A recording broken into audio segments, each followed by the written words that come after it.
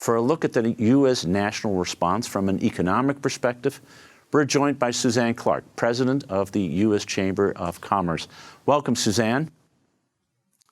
Thank you so much for having me. Suzanne, you run the world's largest business organization focused on advocating for pro-business policies across regulations, trade, workforce development, and so much more. Tell us, what has been the perspective from the Chamber on how the economy has responded to this crisis? Well, first, good morning to all of the leaders that are attending this forum. I think it's a really important event, and thank you, Ivo, and everybody at the Pritzker Forum on Global Cities for hosting us and for including the U.S. Chamber. We really appreciate that. You know, we, as the former Prime Minister was just saying, we all know that this pandemic isn't just about physical health. It's also about economic health and the health in the communities in which we all live and in which we all serve. And it's why it's so important that events like this gather leaders from the public and private sector together at every level, both to restore our nation's health, to revitalize the economy, and of course, to help people rebuild their lives. It's unprecedented, right? I mean, even Saturday Night Live is making spoofs about 2020, but it's true. There's been no playbook for this kind of health crisis, economic crisis, all playing out at the same time. And we've watched leaders, both in business and in government, have to make super consequential decisions with incomplete information, with evolving information, with imperfect information, conflicting information. But now that we're 7 months into this pandemic, there are a few things that we know are true. One, we know that businesses are resilient. You know, we're lucky at the U.S. Chamber. We have a very unique vantage point in representing businesses in every geography, in every sector, in every community, in every size. And from the shops on Main Street in all of your cities that had to try to transform from bricks and mortar to digital work in days, to the big pharmaceutical companies that are working around the clock to develop the treatments and the cures and simultaneously preparing to deliver them to all of your communities, we've really watched businesses, everything between the big companies, the Main Street companies, really working to keep people on their payrolls, to serve their customers, and to continue to innovate to fight both of these crises at the same time. The second, and we just heard a little bit of this from the former Prime Minister, I think, the second is that we know that clear and consistent national guidelines from the CDC, from HHS, from FDA, et cetera, are really important for driving the kind of clarity and consistency that businesses need, and also that consumers need to have confidence to get back out there and get the economy going again. But that national guidance is best implemented on the ground. Local leaders know what's happening in their community faster and can respond faster than the national government can possibly do. And the third thing we know is that that's really important if we're going to avoid another shutdown. You know, when all of this started, extreme measures were really important because we didn't know enough about this virus. But 7 months in, we do know more, and it lets us hope and plan that we wouldn't need another blunt instrument of shutdowns if we got to a bad place in the pandemic again, because we now know masks work. Testing is essential. Tracing is important. We know social distancing makes a difference. We know being outside makes a difference. We know that flu shots are important. So it's really important that we view these measures not just as obstacles to daily life in terms of social distancing and being outside, et cetera, but as avenues to get us back to some semblance of normal. We know that these are a necessary reality until we get to a point of more therapeutics and, of course, a working vaccine. You asked about the economy, and we've been talking a lot about at the Chamber, as I'm sure all of you are in communities across the country, about how uneven this recovery is. We see some businesses and industries really thriving, while others are still just in free fall. We're seeing it in the job market. According to the BLS, there are 16 industries that still have job losses exceeding 20%, and 16 industries that are reporting job gains. We see it in consumer spending.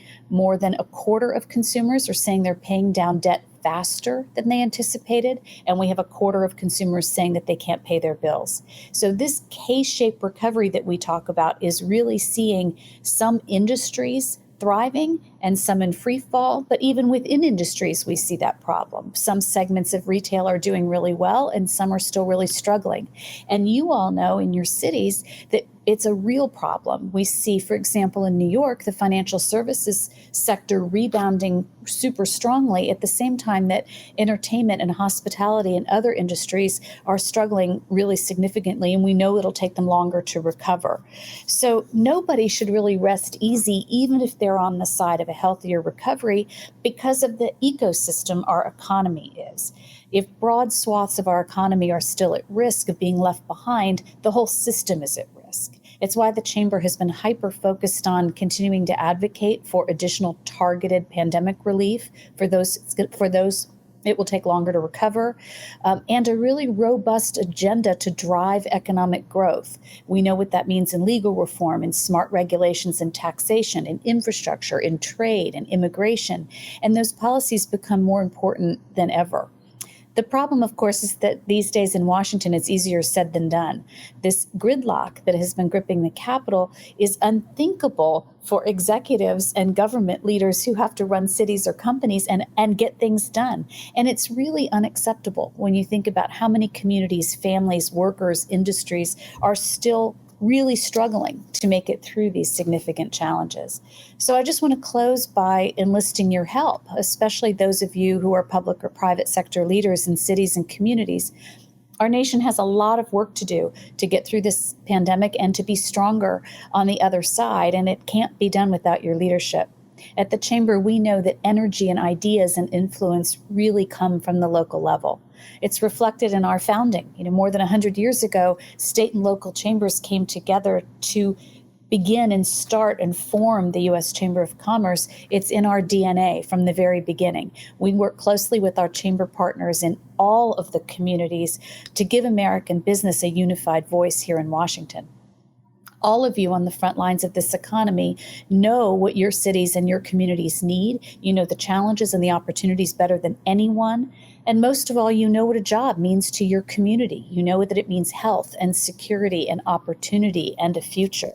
And so we would just invite you to work closely with us and with your state and local chamber partners to push Washington for smart action so that we can help lead this recovery from the ground up. So thank you again for having me, and I'd be happy to take any questions. Well, thank you, Suzanne. That's a wonderful overview. Small business is the backbone of much of the U.S. economy. And can you talk a little bit about how the Chamber is helping these small businesses to both endure the time that we're living through this pandemic and then, importantly, how to recover? It's a smart question, and I think an important question for all of us. It started with the ideas of the PPP loans and the Main Street Lending Program. We then worked with SBA and Treasury after we were able to get them passed to make sure that businesses could access those resources as quickly as possible. We also pushed very hard for the PPP replenishment, and really it took getting information into the hands of small businesses. So we've had a COVID relief and pandemic relief website that's been viewed 12 million times. The guidebooks have been downloaded 3.5 million times. The businesses have been really thirsty for information about how to get to the other side, and some of it has just been listening to them. Just this week, we've had 2,500 small businesses from across the country gathered in small breakout rooms to help give us advice about what large companies can do to help them in terms of the supply chain, what local and city and state leaders can do to help them, and of course, what they need the federal government to do to act. So important for all of us to work together, both government and the private sector, and of course, big business and small business working together console one economy that we need to do. Absolutely. Since the start of the pandemic, you've led the Path Forward program, a series of really insightful conversations with some of the smartest people in the world on the path forward from the crisis. Tell us a little bit who's been the most interesting about the people you've talked about, and what kind of ideas have come forward out of those discussions? It's been so interesting, and I'm so blessed to have this job and get to talk to so many smart people all the time. I think One of my favorites was, of course, Dr. Fauci, not just because he's the expert we've all come to know and appreciate, but also because he had a great tagline. He said, we will get out of this, the pandemic will end, and science will lead the way, but it's going to take business to get us there. And it was a wonderful reflection of the partnerships, the public-private partnerships that have had to happen to get us through. We talked to Bill and Melinda Gates, who were really interesting in reminding us about the global pandemic, and it won't really be over until it's over globally. And most recently, we've been talking to a lot of people about vaccines. And, we were on the phone or on the program with Pfizer this week, who really believed that they could be vaccinating 10 million people by the end of the year, and really discussed why the efficacy and safety of the vaccine development process has been, yes, at warp speed, as they say, but not because they're cutting any corners, really because this is an unprecedented collaboration with FDA, because they're allowed to do a lot of things at the same time, and because they've been smart, they and other companies, to ramp up manufacturing and the supply chain, which will be so important in the distribution of the vaccine at the same time. So I think we all left that program much more optimistic about the efficacy and speed of a coming vaccine. So let me ask you about the vaccine, because I think that is, and Bill and Melinda Gates have made the argument that no one is safe until everyone is safe. And that's the big question is not only will we have a vaccine, which is scientifically efficacious and, of course, safe, but how do you distribute that? And are you spending time with the businesses? Because ultimately it's going to be business, particularly in the United States, but frankly abroad too. It's not a government responsibility. They need to help. But how businesses are going to make sure that everyone will get the vaccine, and what responsibility will business have to convince people to take the vaccine, which is another issue that is so important, of course. Oh my gosh, you've hit so many important things at once. Starting with the last thing you raised about the importance of taking the vaccine, I think we all have a responsibility as community leaders to be out talking to our family, to our friends, to our businesses, to our network about this process, about, yes, it's been fast, but no corners have been cut, why it's safe. We've heard a lot of experts say it's really important to get your flu shot this year, not only so hospitals aren't overwhelmed, not only so that a doctor trying to understand if you're ill with COVID can rule out the flu, but also just to get back into the habit and get more people in the habit of getting vaccinated, that in itself will help get more people vaccinated or ready to be vaccinated for COVID-19.